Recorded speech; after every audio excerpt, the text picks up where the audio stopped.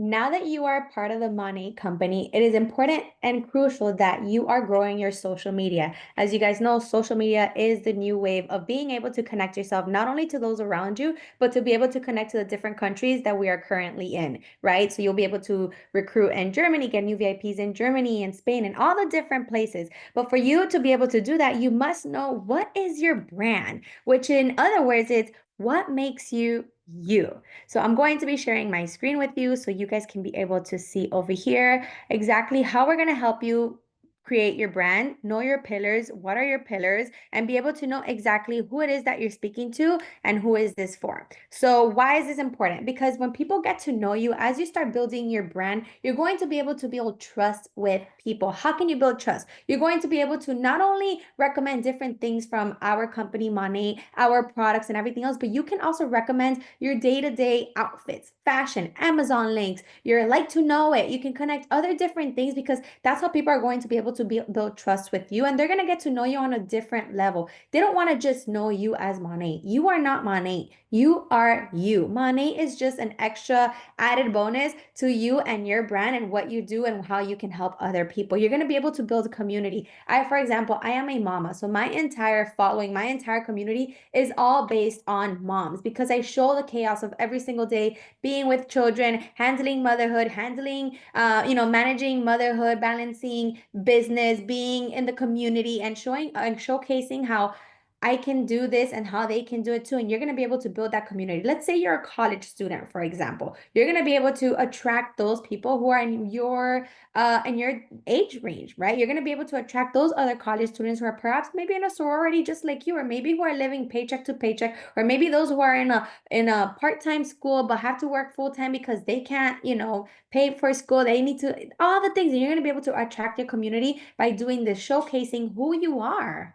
And you're going to be able to grow your audience because you're going to be able to be relatable, which is key. So we're going to go into what makes you you. Think about 5 things that make you you, 3 to 5 different pillars, right? And you're going to think about the 3 E's. What are the 3 E's, which is going to help not only grow your community, build trust with others, but also grow your audience? That's going to be education. How can you educate others? You can educate them by maybe showing different hair tutorials, makeup tutorials, or perhaps you're a really good cook and you want to share your favorite recipe, right?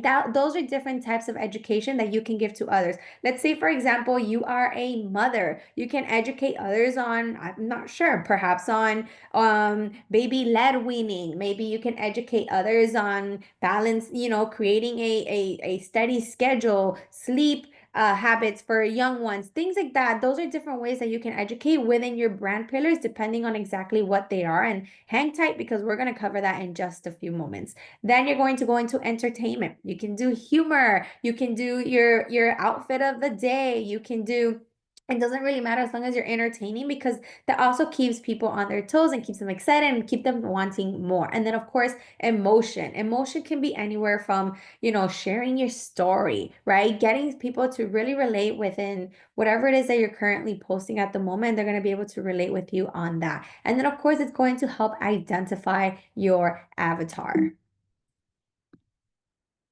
which this is what brings me to this. So let's brainstorm a little. I want to get you guys thinking. How can we identify your avatar? Which is what's going to lead me into what makes you you, right? So when you're thinking about your audience, when you're thinking about you, what are you? Because again, they want to relate to you.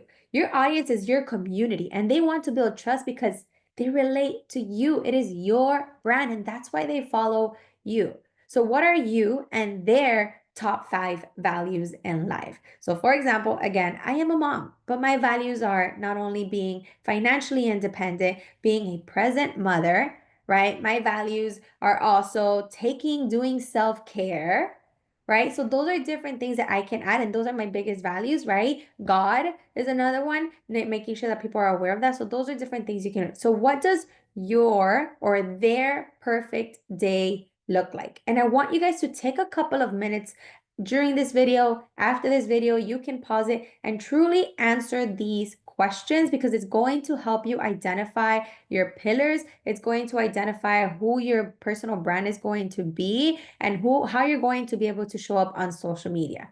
What do you or they want to achieve. So, for example, what I wanted to achieve was financial stability. What I wanted to achieve was to continue being a stay-at-home mom without having to go back to the corporate ladder, right? So, I'm going, and what do they want to achieve? Who am I attracting right now when you think about that? I'm going to be attracting the moms who are currently at home as well, who are currently dependent, who don't want to go back to work after maternity leave, right? So, what are your and their aspirations? My aspirations was to bring my husband home. What are your aspirations? Who are you trying to attract into your audience? Because you would be surprised there's so many people in your same exact shoes, and they're wanting to look for new possibilities, new doors to open, and you're going to be that person to show them the way, right? So what are your and their biggest struggles? Think about it.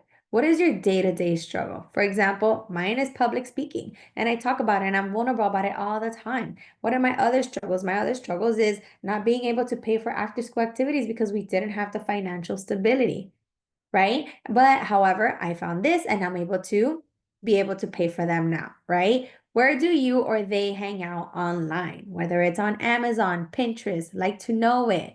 Show them different things, right? What topics and keywords do you or they search a lot for? This is a huge one because it really helps you kind of plan and be able to plan ahead of what content you want to be creating. Because if I'm going to go into my search bar and I'm going to go, whether it's on TikTok, on Instagram, and I want to, I don't know, let's say I want to do an updo. I have thin hair. So I'm going to say hair tutorial for thin hair. And there's a ton of them that's going to pop up. And from there, right, that's how I'm going to be able to think about, okay, this is an educational video that I can come up with, and it's a keyword where I can attract new audience and people onto my page that have to do with one of my niches, which is actually hair care, right? And then, of course, what do you or they want to experience when on social media? Back to the think the 3 E's. What do they want to experience, whether it's on education, entertainment, or emotion/enroll? And what do you or they love to follow? I, for example, love miniseries. I love vlogs. I love storytelling. And those are the type of people that I like to follow. I want those to follow me as well. So that's something that I plan on coming into as well. Now you guys want to go to the next video so I can show you exactly how you're going to use all of these questions and put it together so you can create your bio.